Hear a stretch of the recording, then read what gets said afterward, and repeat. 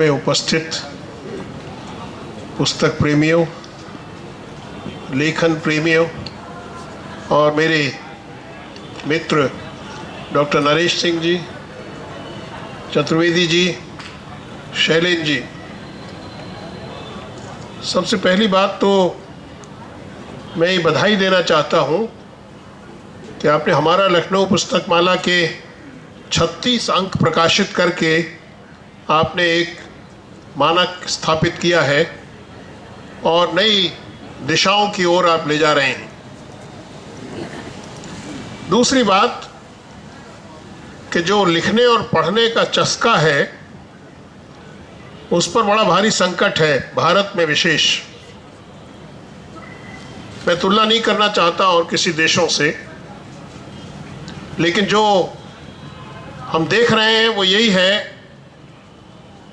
और मुझे बार बार भवानी प्रसाद मिश्र की एक लाइन याद आती है, जिन्होंने बड़ी सरलता से ये कहा कि कुछ लिख के सो, कुछ पढ़ के सो, कुछ लिख के सो, कुछ पढ़ के सो, तू जिस जगह जागा सवेरे उस जगह से बढ़ के सो। बड़ी सरलता से तकरीबन सारी बात कह दी जो मेरा दर्द है एज ए टीचर।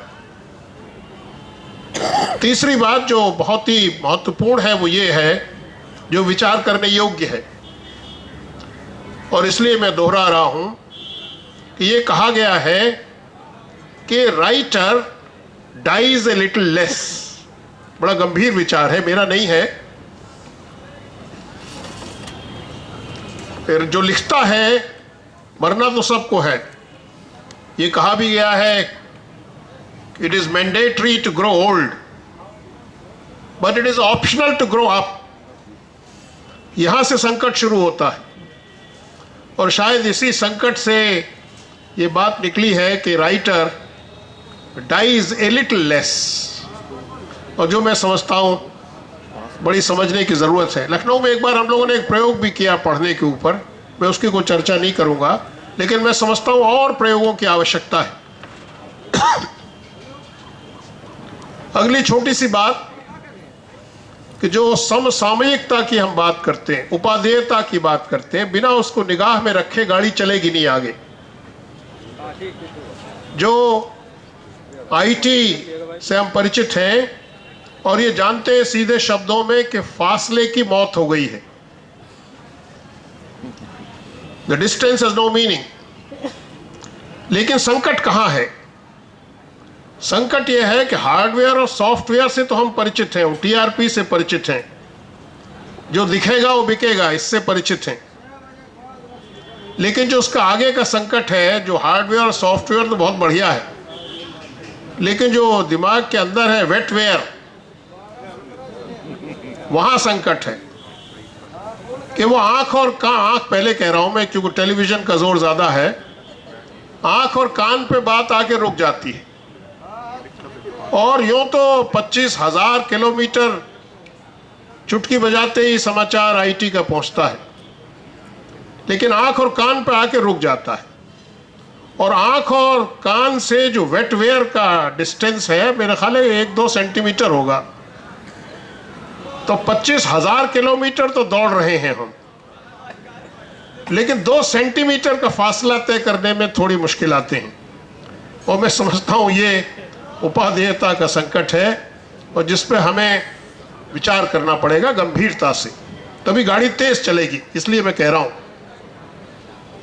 अभी मैंने 2 लाइनें मुझसे कहा गया कुछ लिखने के लिए, तो मैंने यही कहा कि मुश्किल लिखना बहुत आसान है, लेकिन आसान लिखना बहुत मुश्किल है। और जब तक ये बात हम समझेंगे नहीं, भवानी प्रसाद मिश्र के आगे वाली लाइन है एक तरह से ये, कि जब तक हम आसान नहीं लिखेंगे। आइंस्टाइन ने तो बड़ी सरलता से कहा, मैं विज्ञान का आदमी हूं तो मुझे पढ़ के आनंद आया, कि जो आदमी मुश्किल बात को आसान करके नहीं समझा सकता उसे वो विषय आता ही नहीं। अद्भुत है बात। मैं ज्यादा नहीं लंबी बात कहने का आदी हूं। 2 बड़े भारी फिलैंथ्रोपिस्ट हैं इस समय दुनिया में, नाम नहीं ले रहा हूं, उनमें से एक ने एक और मजबूत बात कही है जो हमारे विश्वविद्यालयों और पढ़ने वाले लोगों के लिए बहुत सोचने योग्य है। उन्होंने कहा कि साहब विद्वानों में, ये पूरे विश्व का कमेंट है, मेरा नहीं है, और केवल भारत पे नहीं है, इसलिए कोई घबराने की आवश्यकता नहीं। कहता विश्व में ऐसी कुछ विद्वानों में विकृति आ गई है, ऐसी विकृति शब्द को नहीं परिवर्तित करिए, कि जो वो आसान बात को भी मुश्किल करके कहता है। तो मैं समझता हूं, मेरा ध्यान जाता है ऐसे लेखक की ओर, तुलसी की ओर। 5 शब्द इस्तेमाल करता है वो, और 400 साल से उसकी संप्रेषणीयता का जो जादू है, जो संप्रेषणीयता की ऊर्जा है, एनर्जी है, वो बढ़ती जा रही है। वो कहता है 5 शब्द है, सील, स्नेह, सरल, रस, सानी। जब तक ये 4 शब्द निहित नहीं होंगे लिखने में, कितना है इस पे?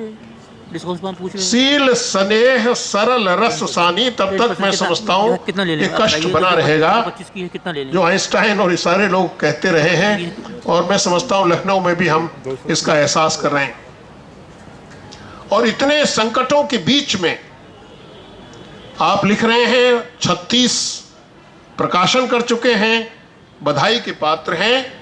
मैंने कोई खतरे की घंटी नहीं बजाई है, लेकिन ये ज़रूर आशा की है कि भारत में लखनऊ एक ऐसी जगह बने जहां पढ़ने का चस्का केवल तब न बने जब कोई बड़ा भारी तमाशा किया जा रहा है, कोई बहुत भारी इनाम दिया जा रहा है और सारी फोकस और टीआरपी उस आदमी पर है जिसकी पुस्तक प्रकाशित हो रही।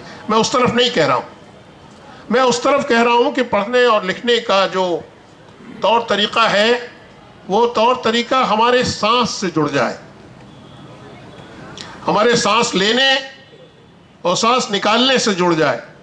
मैं समझता हूँ यहीं रुक जाऊंगा, क्योंकि इसके आगे ज़रा ज़मीन ज़्यादा मुश्किल है और इलाका भी मुश्किल है। वो सारी बातें करने में थोड़ा कठिनाई होगी। मैं बहुत बधाई देता हूँ कि इतनी